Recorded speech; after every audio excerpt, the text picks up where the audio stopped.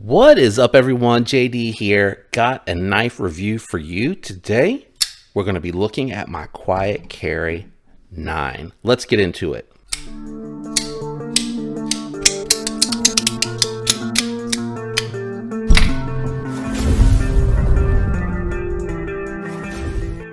All right, what we'll be doing today is we're going to go through the knife specs, size comparisons for frame of reference, and then we'll jump into my thoughts and impressions on the Quiet Carry the 9. The knife has a 3.28 inch 20 CV clip point blade, 4.22 inch handles, mine coming with the Stonewash titanium and micarta inlay. Overall length is 7.54 inches and the weight advertised as 3.9. And let's go ahead and get the scale on and check the weight. Right on the money, coming in at 3.9 ounces. I did look around a little bit on this one to see who the manufacturer was, and it feels like it's like a Reate or like a really well done Bestech knife. I'm not 100% sure. I can't remember in the videos where I saw the review on this knife what it was either. So if you do know, help me out. Leave that down in the comments below. Let's go ahead and jump into size comparisons. First, we're going to bring out my Demko AD20.5. As you can see, very similarly sized to a medium knife. Here is the Spyderco Shaman, large EDC, and as you can see, much larger than the 9. Let me go ahead and get that out of the way, and then we're going to go ahead and check out the size comparison against the SIG K320 made by Hogue. A lot of girth on this knife, but it's still going to be more comparable in length to the Benchmade Bug Out. So you can see very similar handle length, a little bit shorter than the SIG, very similar blade length, a little bit shorter than the SIG. So let me move the SIG out of here, bring out a budget comparison knife. We're going to bring out the Civivi Praxis, move the Demko out of the way, the Bug Out of the way. I got Demko on the mind, and then we're going to bring out the Elementum 2 button lock. So you can see here more of the medium-sized knife comparable to the Demko AD20.5, the Benchmade Bug Out, a little bit bigger than the Elementum, but since it is more in that medium wheelhouse, I am going to do the thickness profile comparisons against the smaller knives that we had out here earlier. So let me go ahead and close it up, switch hands, move all around. And as you can see, it is thinner than the Elementum 2 button lock. Let's go ahead and grab the Bug Out, which does have contoured scales. And as you can see, not quite as thin as the Bug Out. And then the flat scales on the 20.5 is probably going to be thinner as well. So there you go. So you can see against the same medium knives, that contouring on the scales really making a difference. The ergos on this knife are phenomenal. Whether you're using that finger 12 for the front finger and you're using the 4 fingers on the back, I do hang off a little bit, but I would definitely call it 3 3/4 using that forward guard. But I actually like splitting the difference of the hole, and it doesn't actually feel as uncomfortable as it may look, and getting a full 4-finger grip with space to spare.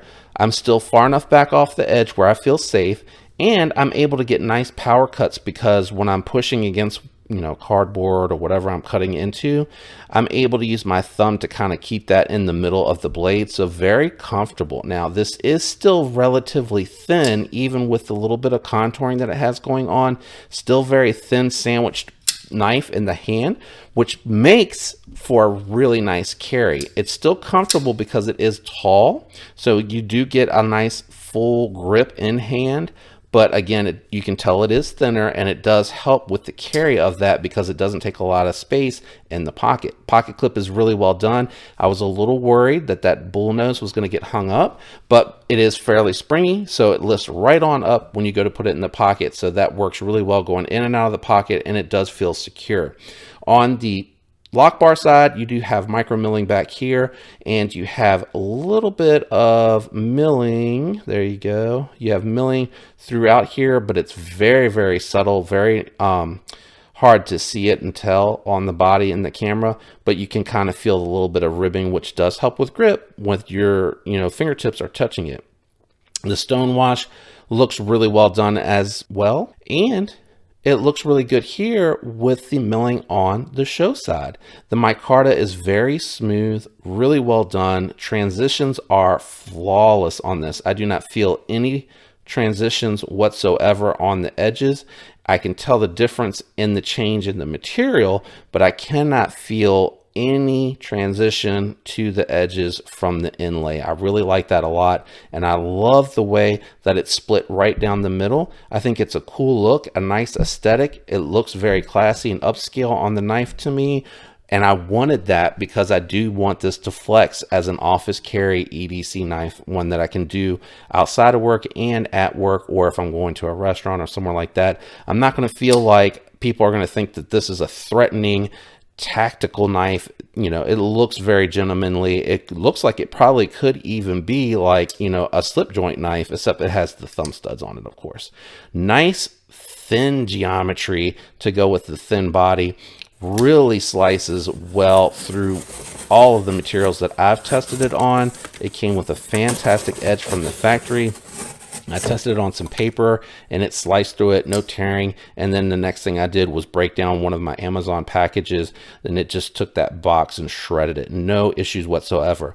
The clip point is low enough to where you can get to some detailed work, draw cuts, things of that nature.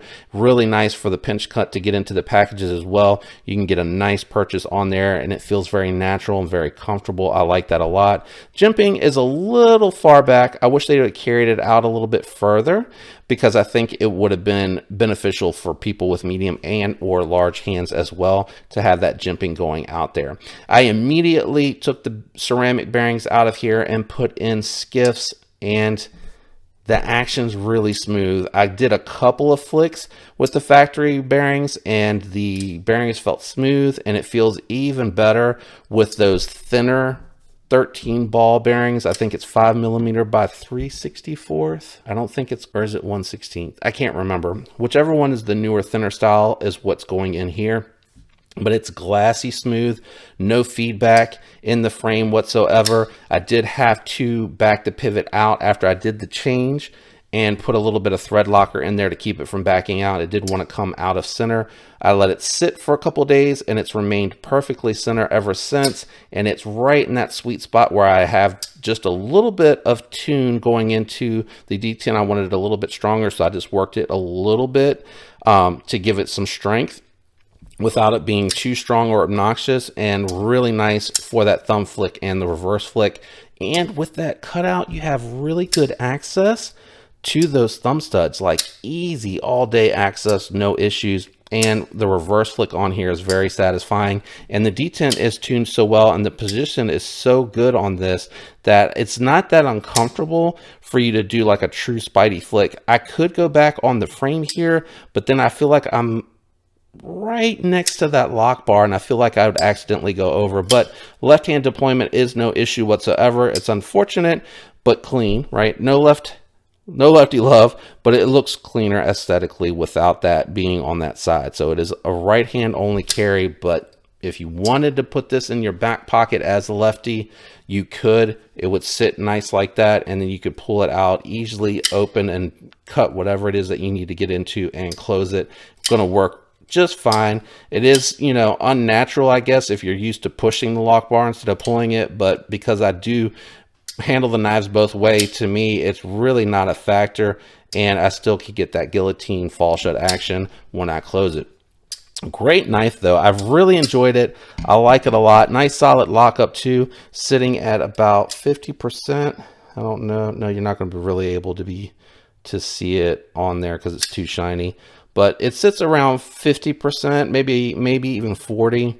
It's a little deceiving because the lock bar insert is kind of inside the scale, so I don't know if you're really going to be able to see, but it's probably more like 40% where it engages.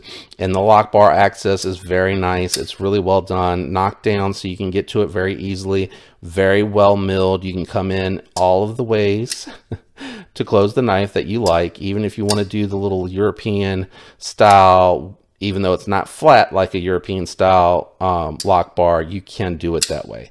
But just a great knife. Now, this knife came in $330. not super cheap, right? So I'm going to throw some quick alternative recommendations. I don't have my compact out here, but I do have my Tau.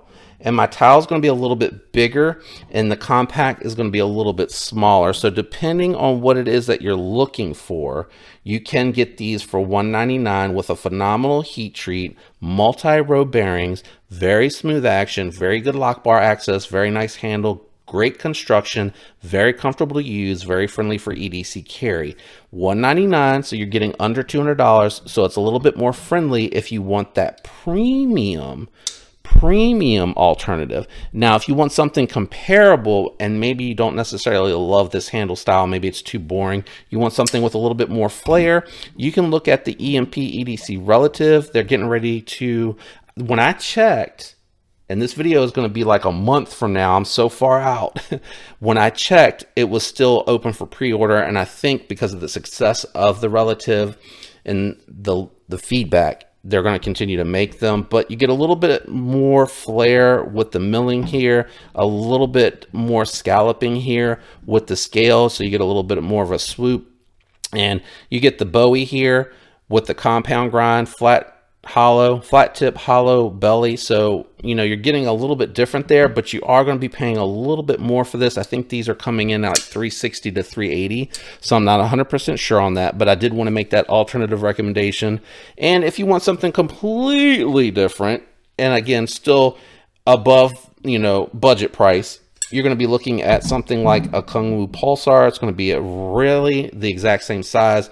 You can get it with G10 flat scales, diamond plate scales for the titanium. You're going to get a lot of belly, drop point. That's going to be a little bit more versatile for utility cuts, draw cuts, things of that nature. And you're going to get a little bit better of a locking system and a little bit more fidget factor with this one, in my opinion. So you can get those for around $230. I think they're around $230 for the titanium, and even less for the G10 variants. If you wanted something USA made, you can build out a Shaman. You can get the Shaman for like $240, and then I think like $120 you can get that Applied Weapon Tech skinny scales and titanium, and be a little bit over, but it is a USA made knife, one that when tuned properly has really, really good action. I do need to strengthen my detent a little bit. I actually went too far the other way the other day when I was adjusting this, and it's very light now, so I do need to adjust that, but really easy to adjust those. Great action for a washer knife. In the end though, I really like this knife a lot. It really speaks to me. I love the clean lines, the classic look, the performance, the size, because it allows me to flex this EDC into the office so that I can put it in an organizer and drop it. But it also has just, you know, it has enough to be a weekend user, be comfortable in hand. I can move my fingers around and hands around and not feel like I'm really running out of real estate, and I'm worried about it not really working for me comfortably for long periods of time. I really do like this. I think it's really nice, and they offer some variety. You can get these blacked out, you can get these with the fat carbon, you can get these with the micarta. So you have some options that are really nice, and I think it's a really good looking knife. It's my favorite design from Quiet Carry. I had to go out there and grab this. I didn't even know it was coming. And fortunately, people were not interested in this one enough to where it actually hung around for a while, if you can believe that. And I think the Blackout one is still hanging out there. But I do shy away from the more premium knives most of the time. I don't like to get those coated because it does push the heat treat down. And if they're not doing a high enough heat treat, you're kind of losing out, I feel like. So you really have to love the look of the knife being all blacked out to get a blacked out version, because you're going to get the lower heat treat. This one having S30V, I wasn't too worried about it because S30V already has the characteristics to have really good edge retention. So it's going to be tough, and it's going to still have pretty good edge retention with it being S30V. So sometimes that is a factor. But overall, great knife. Very easy to recommend. I think it's right at a good spot with the price point too. I like that it's a little bit less than like the Relative and a little bit less than some of the Veros. I think that's really a good spot. I think it's like $5 less than the Veros. But anyway, really good spot for a good looking classy knife.